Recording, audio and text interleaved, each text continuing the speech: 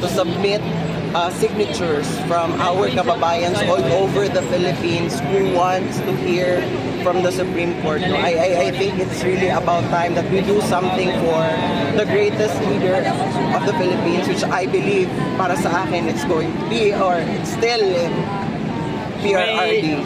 May mga kasama po ba tayong mga abogado na Meron po.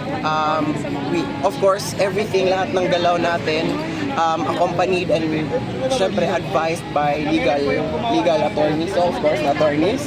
And makakasama natin siya today as we go papunta sa Supreme Court. And like I said, this is not a rally. Hindi siya rally that we all have to scream, because I think we've done that for so many times already.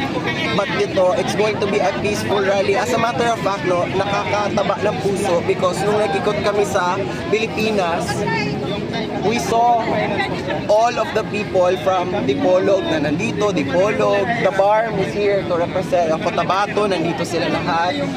We also have representative no, sa Cebu, andito rin ang mga taga Davao.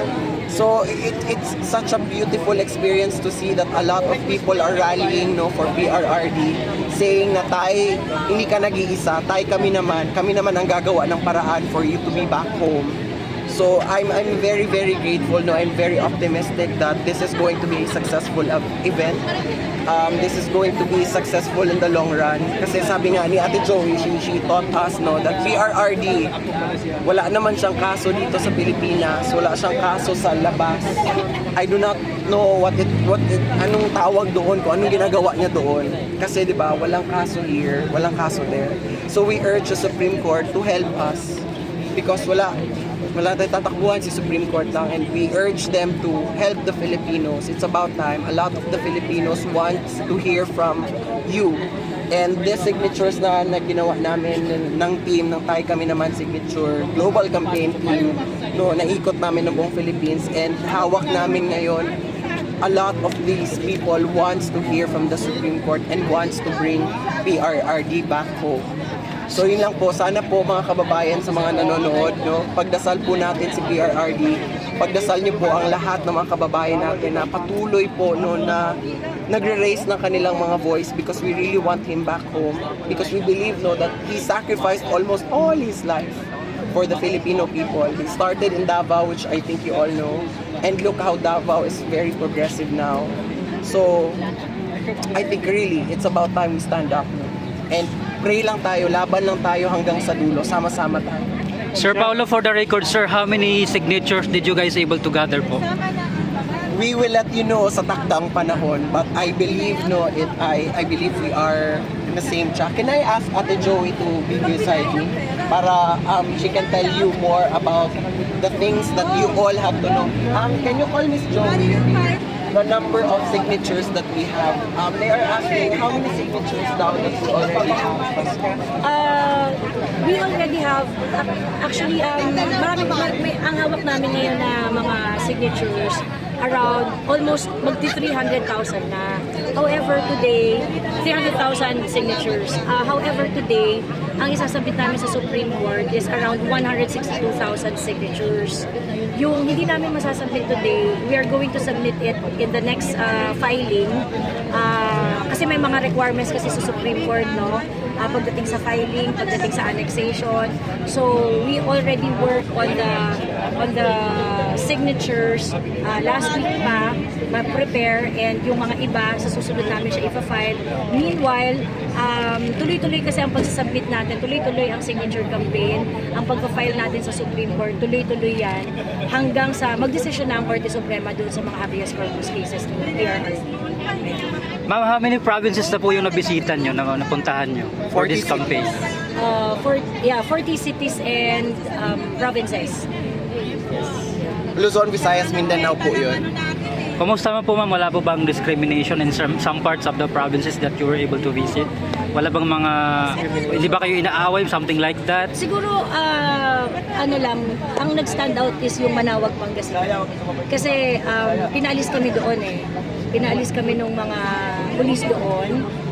Even if we are in a private property, even if we're not conducting a rally, they ask us to leave.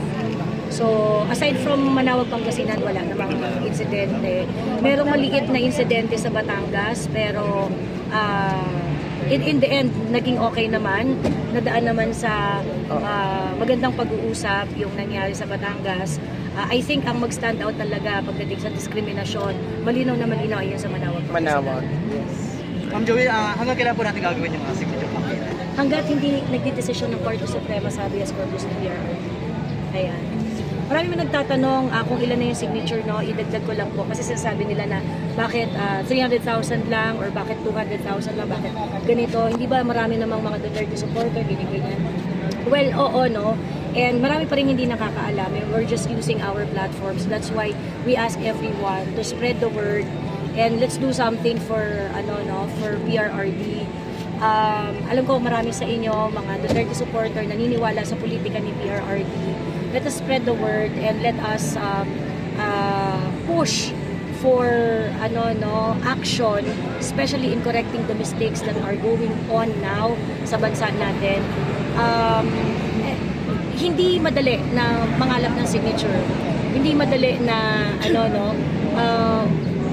kung makakita tayo, let's say, siguro sa isang araw, makakuha tayo ng 700 signatures. 700 signatures na pinagsama-sama mo sa isang lugar ay napakaraming tao. Okay? But 700 signatures on paper, mukhang napakakonti. Okay? But I would just like to tell you that if we are going to spread the word and act together, we would be able to get an overwhelming number so that we would be able to convince the Supreme Court that this is something that we really want to be decided on.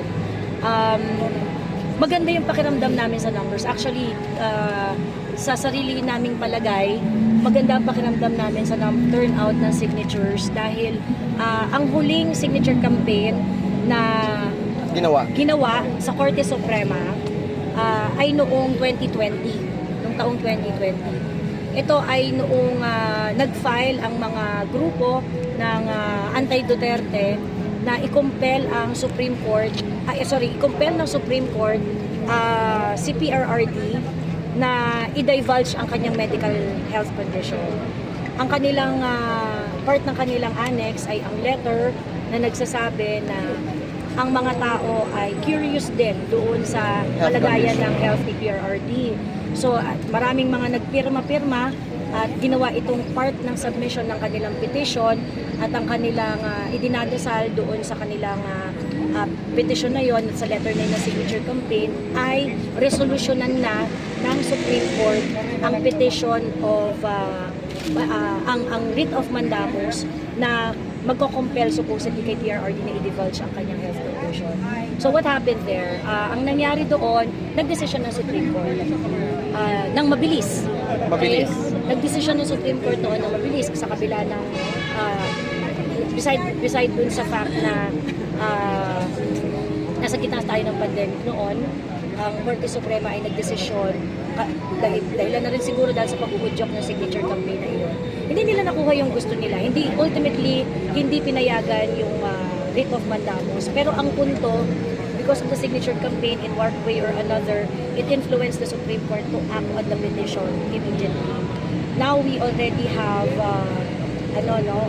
for today we have around 116,000 signatures to be submitted, and then on March 11 we're going to submit another batch of signature, and on March 28 we're going to submit another batch of signature. So I hope everyone will join and help us in doing this. Ikumbinsi natin ang Supreme Court, magsumamo tayo sa Supreme Court. Sa panahon ngayon, Supreme Court na lang ang may kapasidad sa lahat ng branches ng aming gobyerno. Sila na lang yung may kapasidad na itama yung mga maling nangyayari. So,